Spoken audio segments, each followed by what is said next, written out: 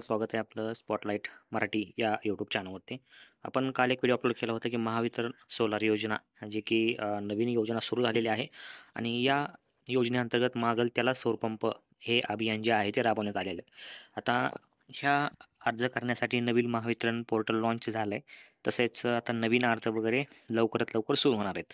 अर्ज कसा करायचा आहे यावरती आपण एक डेमो व्हिडिओ आहे जो की महावितरणाकडून प्रदर्शित करण्यात आलेला आहे, तो अपलोड केलेला आहे. त्याची लिंक मी खाली देईल, ते तुम्ही पाहू शकता. पण ह्या योजनेचा अनाऊन्समेंट आणि अर्ज कसा करायचा यावरचा व्हिडिओ आल्यानंतर बऱ्याच लोकांनी कमेंट आणि प्रश्न केले की मग आमच्या जुन्या अर्जांचं काय होणार आहे, कसा करायचा अर्ज, कुठं करायचा, वेबसाईट काय, या सगळ्या गोष्टी. तर मित्रांनो, वेबसाईट जी आहे ते लिंकमध्ये मी दिलेली आहे, तुम्ही डायरेक्टली जाऊ शकता. तसेच परत एकदा मी तुम्हाला दाखवतोय. गुगलवरती सर्च, तुम्ही महाडिस्कॉम सर्च केलं की हे महावितरणाचं आपल्याला एक पेज आहे, होम पेज. यावरती आपल्याला अक्षय ऊर्जा पोर्टल या ऑप्शनला क्लिक करायचं आहे आणि त्यानंतर खाली आल्यानंतर आपल्याला काय करायचं आहे की बघू शकता इथं मागेल त्याला सौर कृषी पंप ही योजना आहे. या योजनेच्या जे काही फीचर्स आहेत ते आहेत आणि त्याचं नियम आणि काय काय तुम्हाला इथं लाभ भेटणार आहे. तर बघू शकता. त्यानंतर आपल्याला खाली आल्यानंतर इथं बरेच योजनेचे जे काय आहेत आपल्याला वेगवेगळे प्रकारचे योजना आलेल्या आहेत त्याची माहिती वगैरे आपल्याला इथं दिसेल.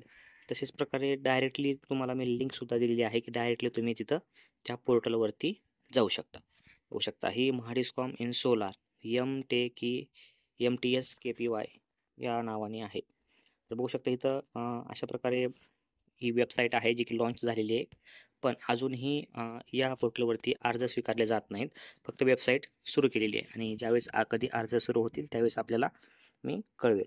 तर मित्रांनो, यासाठी आपल्या व्हॉट्सअप ग्रुपला जॉईन व्हा. तिथं तुम्हाला सांगितलं जाईल की अर्ज सुरू झालेले आहेत आणि तुम्ही व्हिडिओ तर पाहिलं आहे की कशाप्रकारे अर्ज भरायचा आहे, काय काय भरायचं आहे. सेम कंडिशन आहेत PM कुसुममधल्यासारखं आहेत. तेवढेच पैसे लागणार आहेत जेवढे PM कुसुममध्ये लागत होते. म्हणजे जी काही मेळामार्फत योजना राबवली जात होती सेम त्याचप्रमाणे महावितरण राबवणार आहे आणि त्याच नियम आणि तेच अटी वगैरे आहेत.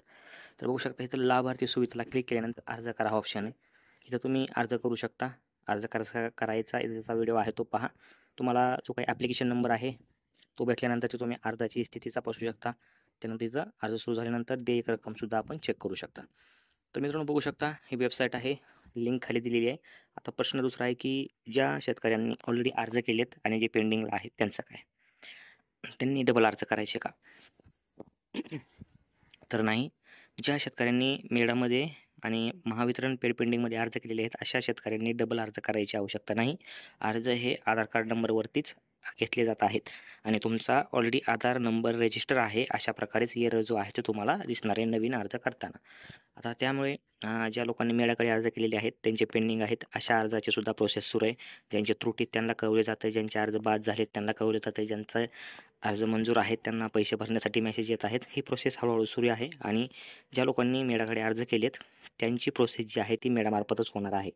ज्या लोकांनी महावितरणकडे पेंडिंगसाठी अर्ज केलेत त्यांची प्रोसेससुद्धा त्या सेक्शनमध्येच होणार आहे आणि ह्या दोन्हीचं कॉम्बिनेशन मिळून आता मागेल त्याला सौर कृषी पंप योजना मंजूर केलेली नवीन लागू केलेली आहे आणि त्यात असे शेतकरी अर्ज करू शकणार आहेत की जे शेतकरीने पहिला कुठल्याही प्रकारचा या सौर कृषी पंप, मुख्यमंत्री सौर कृषी पंप, PM कुसुम योजना, महावितरण पेंडिंग यातून कुठल्याही प्रकारचा पंप घेतला नसेल असे शेतकरी या ठिकाणी अर्ज भरू शकणार आहेत.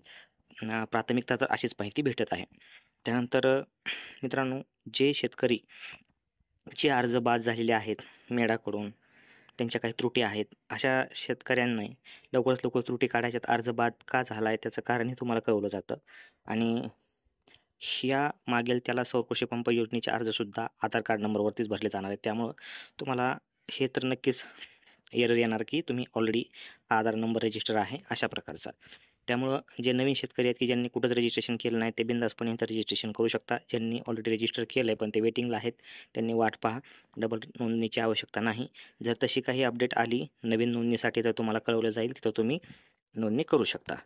आणि ज्या शेतकऱ्यांचे मेळामध्ये आहेत त्यांनी वाट पहा. त्रुटी निवारण, अर्ज छाननी ह्या गोष्टी सुरू आहेत हळूहळू. त्यामुळं तुमचा नंबर आला की तुम्हाला तो मेसेज ह्या गोष्टी सगळ्या भेटून जातील. त्यामुळे जास्त या योजनेविषयी मनात गोंधळ करू नका.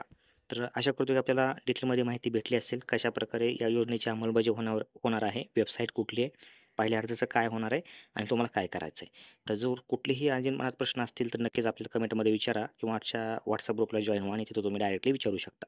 धन्यवाद. आणि आपल्या मित्राला सुद्धा शेअर करा जेणेकरून त्यांना ह्या व्हिडिओचा फायदा होईल आणि आपल्या चॅनलला सबस्क्राईब नक्की करा.